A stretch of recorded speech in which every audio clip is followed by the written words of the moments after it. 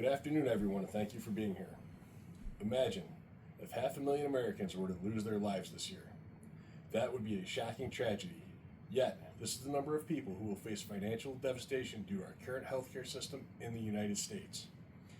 Once hailed as the best, our healthcare system now leaves millions uninsured and underinsured, forcing families to choose between essential medical care and other basic needs.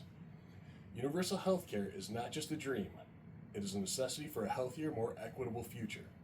With over 30 million Americans uninsured and countless others underinsured, the constant threat of financial ruin due to medical expenses looms large.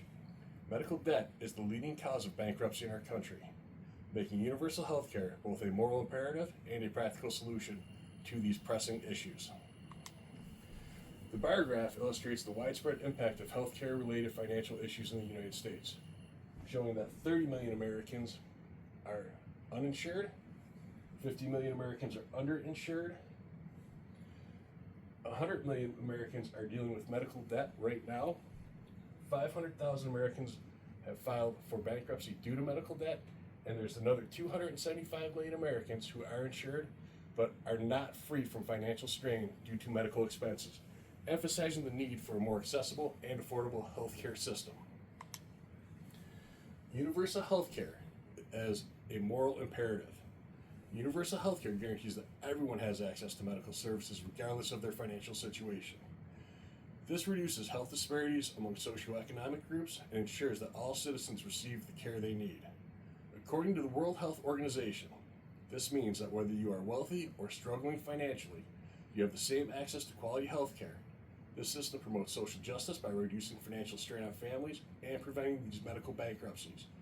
It allows families to allocate resources for other essential needs, such as education, housing, and food. A healthier population also supports a more equitable society. The blue bar here for universal healthcare countries reaches 100%, indicating full access to healthcare for all people, while the red bar represents the United States and shows 85% healthcare utilization, meaning that only 85% of the population has access to healthcare. Universal healthcare is a practical solution. Universal healthcare addresses the inefficiencies in our current system by streamlining the administrative process and reducing costs. For example, countries like Canada provide comprehensive care to all residents without the financial burden, delivering better healthcare results at a reduced cost. Universal healthcare also improves efficiency by reducing the complexity of billing and insurance paperwork, lowering administrative costs for healthcare providers. Additionally, bulk purchasing of medications and medical supplies allows governments to negotiate for better prices, reducing the overall healthcare spending cost. Studies have shown that countries with universal healthcare systems often achieve better health outcomes at lower costs compared to the United States. This chart shows that Canada achieves prominent levels of benefits such as streamlined administrative processes, reduced cost, comprehensive medical care, and better healthcare outcomes than the United States. And the United States does achieve these, just to a lesser extent, highlighting the potential advantages of adopting the universal healthcare model. Now, universal healthcare has some criticism, so we're going to address some of those criticisms now. According to pro and con, and these are the realities. Long wait times. Evidence shows that waiting times are not significantly longer in countries with universal healthcare. Many countries with universal healthcare actually have shorter waiting times for certain procedures compared to the U.S.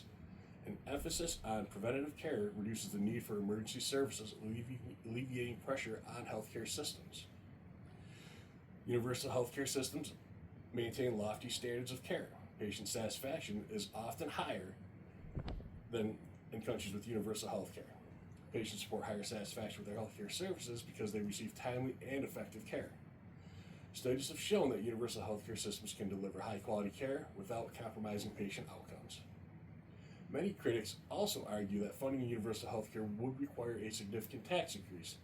They worry that higher taxes could burden individuals and businesses, potentially slowing the economic growth.